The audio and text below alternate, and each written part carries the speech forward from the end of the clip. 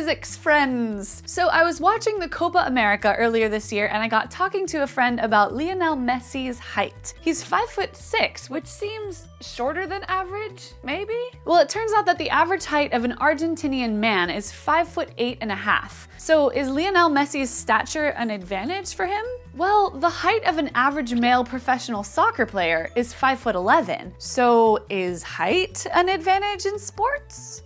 Obviously, some sports attract tall people. Michael Phelps is 6'4", but Gabby Douglas is 5'2". Just last week, Olympic gymnast Simone Biles and Olympic volleyball player David Lee posted this photo on Twitter. And these heights are pretty representative of their sports. In swimming, 5'9" for female Olympic gold medalists and 6'3" for men. That's around 7 and 9 inches taller than their respective averages worldwide. The average gold medal gymnast, on the other hand, was 5'1" for women and 5'4.5" for men, both an inch and a half shorter than their respective averages. So swimmers are tall and gymnasts are short. Volleyball players are tall and divers are short. And then there's soccer players that are somewhere in the middle. This seems like an obvious question, but is height an advantage in sports? The answer seems pretty simple at first. Volleyball players that are tall can spike more easily. Ooh. Short gymnasts have a lower center of gravity, so they can balance on the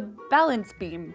You know, like, it's much easier to stack two books horizontally so their center of gravity is low than to stack them up end to end. Try it! And shorter people on average weigh less just because of scaling, so they have less inertia. That is, less tendency to keep going in the same direction, and you can change direction and flip more quickly. The same is true of diving, so divers tend to be short. It's less obvious somebody's gonna get hurt.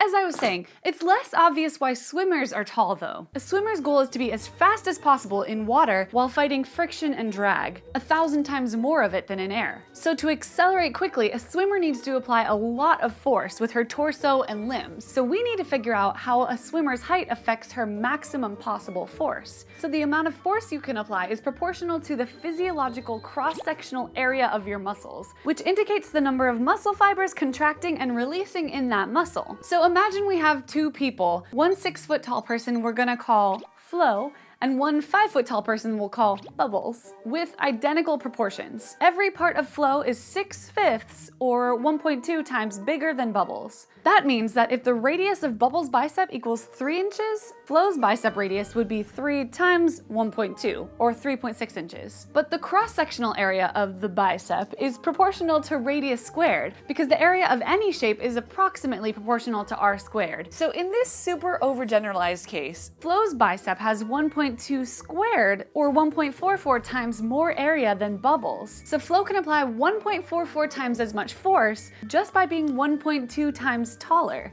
And on top of that, being heavier won't really bog you down in water because of the buoyant force. So tall people get a disproportionately large boon in the strength department just by being taller. But gymnasts need to be strong too, so shouldn't they be tall as well? Well, the type of strength you need to pull yourself through water is different than the type of strength needed for gymnastics. In gymnastics, what matters is how your weight compares to your strength.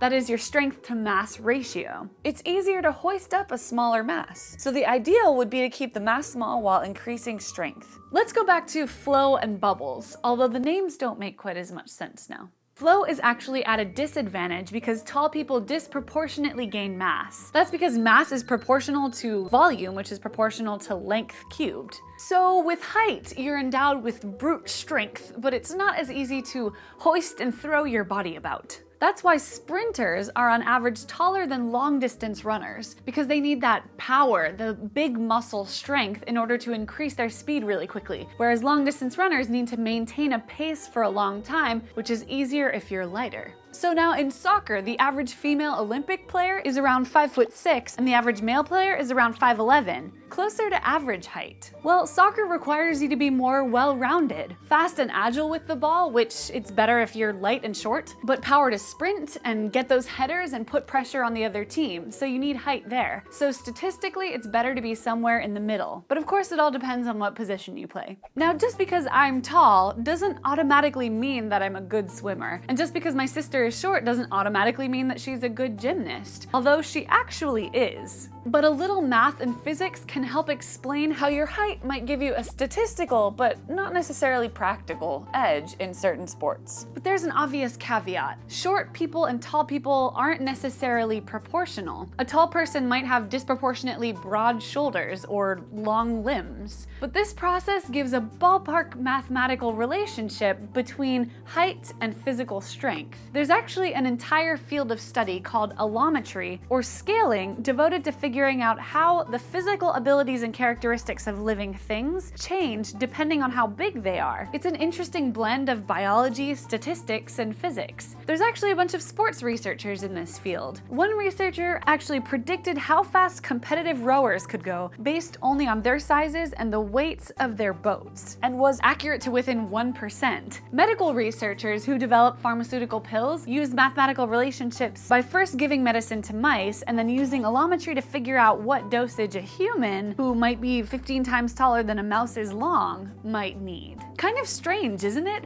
that you can make all these predictions just by knowing one thing, that is, how tall something is? That's one of my favorite things about science, is that one thing can be related to unexpected phenomena, and you can describe it all using math. Very cool.